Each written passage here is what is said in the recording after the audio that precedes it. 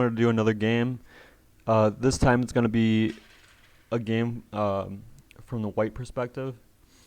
It's going to be a game between Fischer and Bednarski, a classic game from 1966. So it's an old game, but I wanted to show it because it shows kind of like the main point of of the Fischer attack, which is what I'm going to recommend white try to play against certain lines of the Sicilian, which I'm going to show you guys. So we're going to jump right into this game. So it went e4, c5, Sicilian defense, knight f3, d6, d4, c takes d4, knight takes d4, knight f6, knight c3, a6, bishop c4, e6, bishop b3, knight b d7, and f4. Now in this position, you will often see the move b5 being played here. b5 is a move here. Bishop e7 is also a move, which could also transpose if black plays b5 later. There's a lot of subtle move orders here. Knight b to d7 is pretty much the way, the old way of playing this line. b5 is a little bit newer. b5, I believe, was introduced in the 60s by Bobby Fischer. But knight b to d7, this is what Kasparov was always playing in his career in these positions. Now f4 is the most aggressive way to play. And knight c5, so that was kind of the point of the knight to b to d7, was to move this knight, and now the e-pawn is being attacked twice. So this is kind of one of the most uncompromising ways of playing for black, but it's also a little bit risky, which you're going to see, because white can play f5 here, and f5 is a very thematic move in the Fischer attack, Sozin attack. It's called each, I think the variations with b5 technically are called the Fischer attack, but this and anything with bishop e7 is called the Sozin attack. So, but you can use those interchangeably. f5 here, knight f takes e4, and f takes e6 was played in the game. And in this position, black played queen h4 check.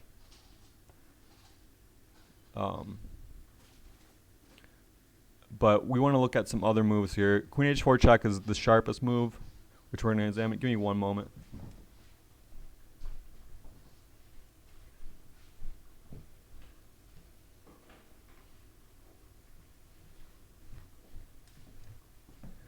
Had to get some water. Sorry about that. So queen h4 check, definitely the sharpest move in this position. But we're going to look at a couple other moves. I want to look at what happens if bishop takes e6. White would play knight takes e4, knight takes e4 here, knight takes e6. And f takes e6 here, queen g4, important idea. Hitting that knight, but also hitting this pawn. And knight c5, for example, bishop e3, just attacking the knight. And white is better according to Fischer.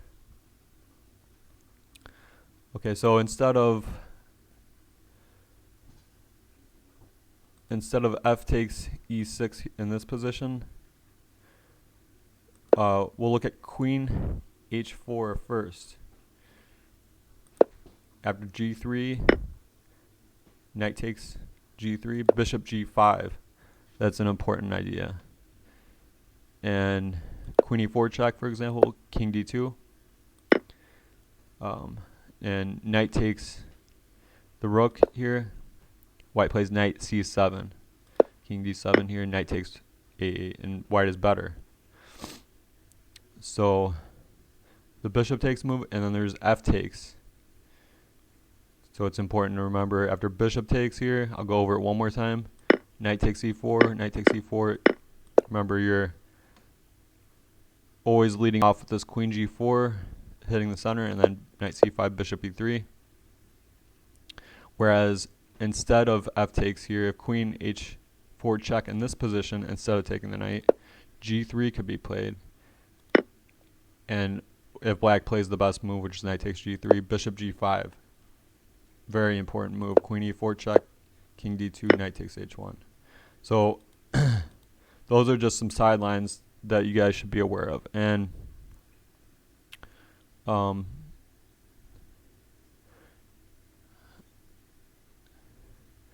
so one more thing here. So queen g4, or queen h4, sorry. This is the main way to play, and this is the way that was played in the game. G3 was played by Bobby Fischer, and knight takes G3 by Bednarski. And this is going to get really sharp here. The best move for white to play in this position is not to take the pawn, actually, but to play knight f3 first, queen h5, and then take on e7. King d8, rook g1, knight f5, knight d5, queen takes f7.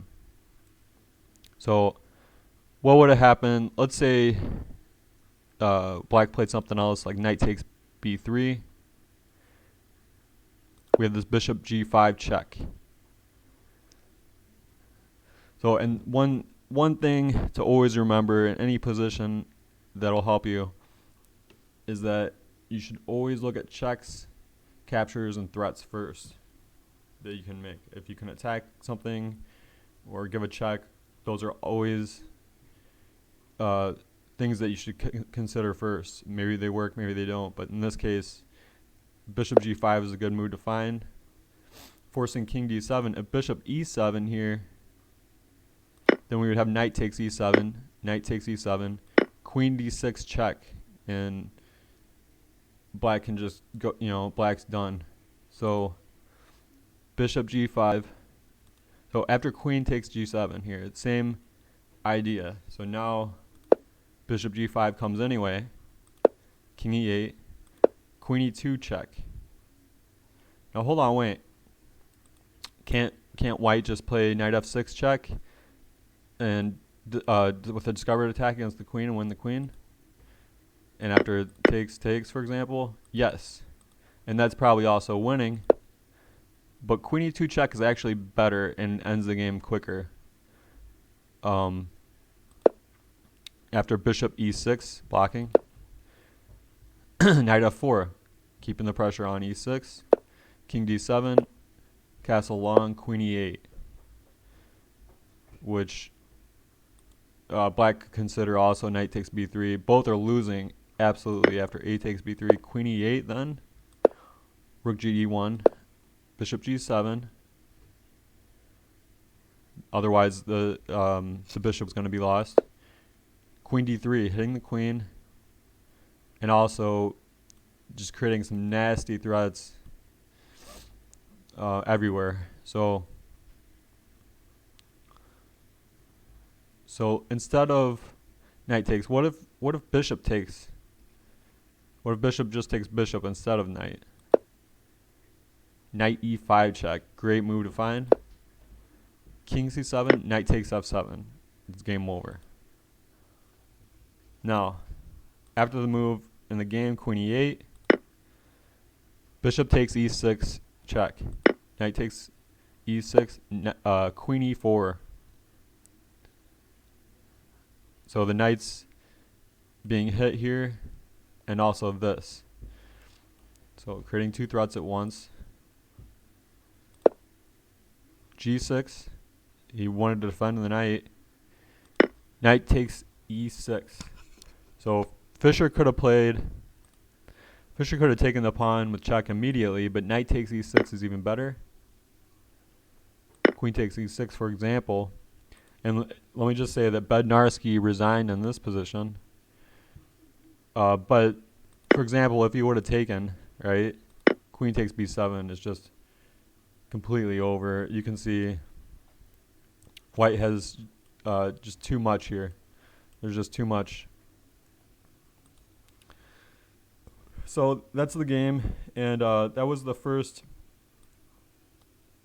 That was giving you guys a taste of the Sozin Attack and what the Sozin Attack is about. And that was a very thematic game and a good game to understand, where white simply went with the f4 f5 plan, which is the main plan against most ways that white plays. Black tried to get an attack against the e pawn, which ended up tactically backfiring after this move, which looks like black's doing really well right here. But this nice knight f3 move, followed by taking, is really good here. And you saw white got plenty of play based on getting the knight to d5 and the bishop to g5. So in the next game, we're going to look at another line, and hopefully it'll be just as entertaining as this one. Thanks.